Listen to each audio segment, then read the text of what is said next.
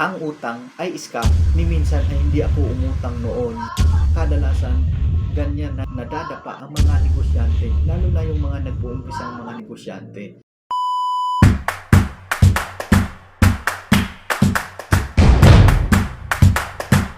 Yo, what's up? Kumusta kayo dyan?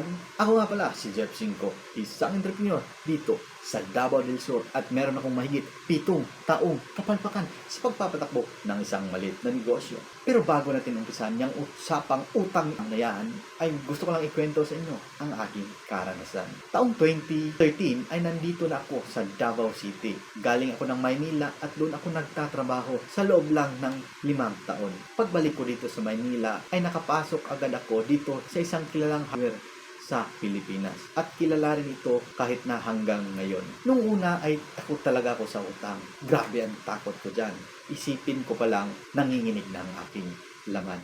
Bakit kamo? Kasi lumaki ako sa probinsya namin. Lumaki ako sa lugar na kapos, kulang, at masasabi kong mahirap ang buhay namin. Ni minsan ay hindi ako umutang noon, lalo na pag malalaki na usapan. Sa katulad kong trabahante noon, ay yung mga usapang 10,000 na yan, ay napakalaki na kung isipin ko kung utangin ko pa.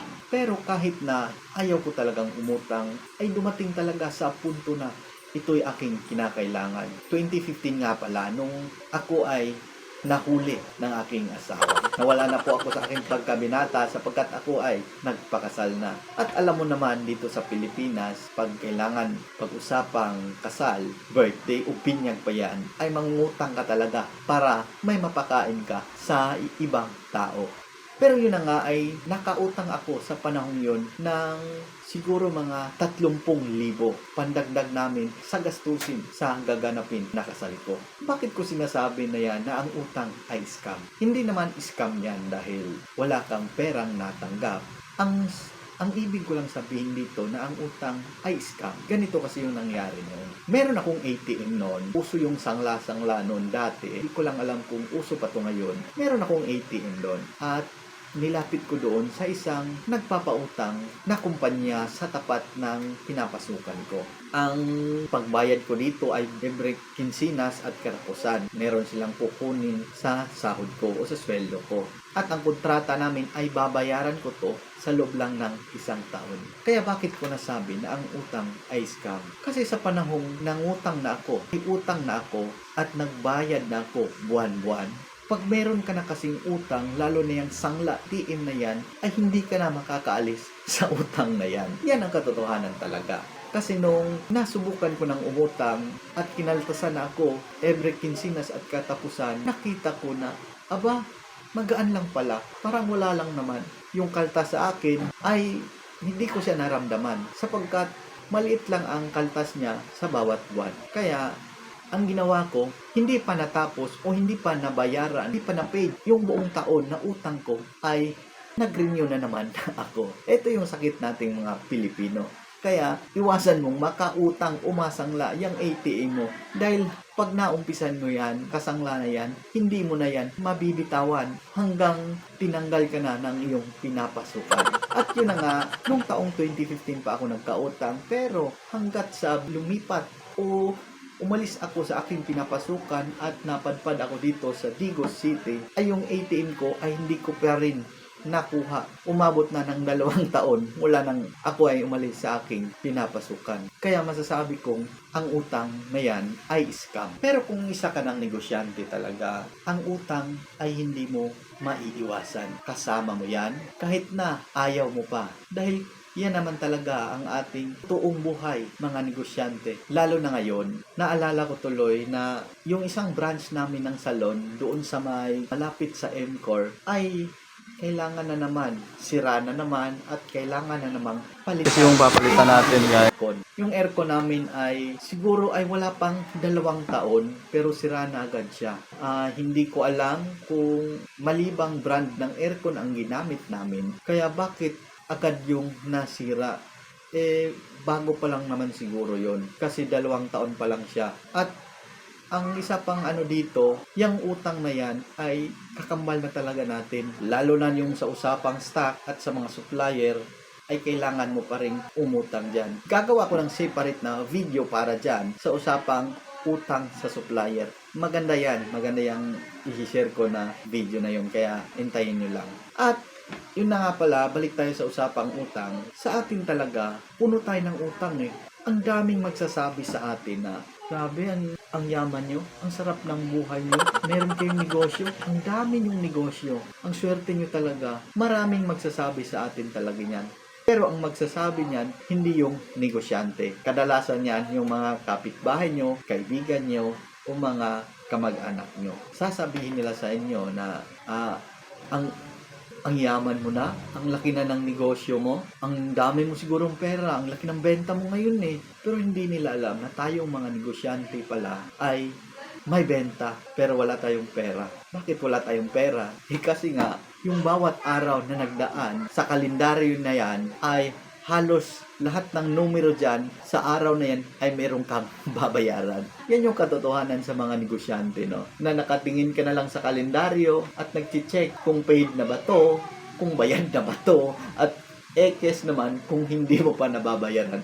Lalo na yung home credit na yan. Nako, ang dami ko na ng ano dyan. Ang dami kong pangalan dyan sa home credit na yan. At paganda talaga pag yung credibility mo o kilidad ng iyong pangalan ay maganda ang iyong record sa ganyan, yung mga utang na yan. Kasi nga nung pumunta rin ako sa home credit noong nakaraang 3 buwan, umutang ako ng laptop, chinek nila yung pangalan ko. Hindi ko alam na meron palang apps na yon na i-check nila kung saan ka umutang. At doon nakabase kung gaano kalaki yung porsyento ang ipapatong nila sa inutang mo. At makikita rin nila kung saan ka umutang. Grabe, ang galing. Galing ng technology nila ngayon. Kaya ingatan mo yung utang na yan at huwag kang umutang hanggat hindi mo kayang bayaran.